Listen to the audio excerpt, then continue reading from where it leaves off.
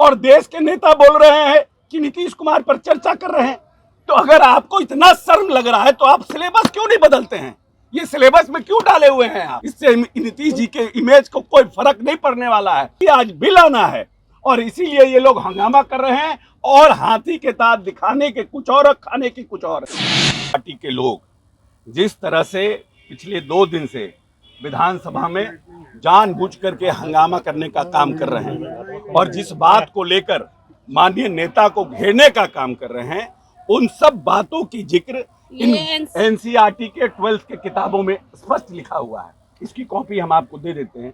जिन बातों का जिक्र माननीय नेता ने किया, उन सब बातों की जानकारी इन दोनों किताब में, हिंदी और अंग्रेजी में उपलब्ध है। हम आपको पेज नंबर बता देते हैं एनसीईआरटी की। ये पेज नंबर है 60 और इसमें है पेज नंबर, हमको लगता है हिंदी में है 64। इसमें स्पष्ट रूप से माननीय नेता ने जो बात कही है उसको इसमें लिखा हुआ है। जब आप +2 के बच्चों को पढ़ाते हैं, 54 है।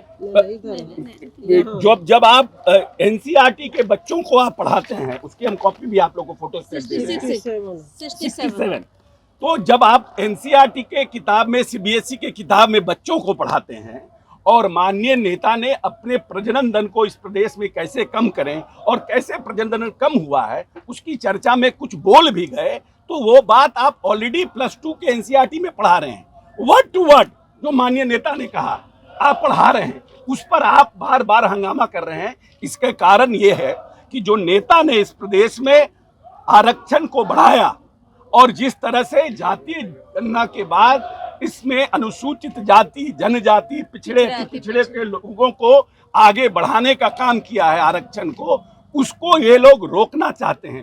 भाषण तो दिए हैं पक्ष में, लेकिन इनकी कार्रवाई, क्योंकि आज बिल आना है, आजकल माननीय नेता ने आके आसन में माफी भी मांग लिया। उनका दिल इतना बड़ा है, उसके बाद कि अगर आपको ठेस पहुंची है तो हम माफी मांगते हैं। और उसके बावजूद भी ये लोग जो बात ये पढ़ा रहे हैं और देश के नेता बोल रहे हैं कि नीतीश कुमार पर चर्चा कर रहे हैं।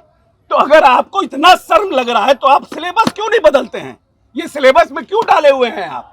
सीबीएसई और एनसीईआरटी के सिलेबस में क्यों डाले हुए हैं? आपको लगता है कि ये अपमानजनक है, समाज में इस तरह की बात नहीं जानी चाहिए, तो फिर आप 12वीं के बच्चों को एनसीईआरटी के सिलेबस में क्यों पढ़ा रहे हैं? और उसके बाद क्योंकि आज बिल आना है और इसीलिए ये लोग हंगामा कर रहे हैं और हाथी के दांत दिखाने के कुछ और, खाने की कुछ और है। और इन लोगों की मंशा नहीं है कि किसी भी तरह पिछड़ा, अति पिछड़ा, दलित इस प्रदेश में इंपावर्ड हो, और यही कारण है कि ये लोग इसमें हल्ला कर रहे हैं दोनों हाउस में और नीतीश कुमार के इमेज को खराब करना चाहते हैं। इससे नीतीश जी के इमेज को कोई फर्क नहीं पड़ने वाला है। देश का दलित, अति पिछड़ा जानता है कि इस प्रदेश में लंबे समय से किसने लड़ाई लड़ी है और कौन जातीय गणना कराने की हिम्मत किया और किसने इस प्रदेश में आरक्षण को बढ़ाने का काम किया।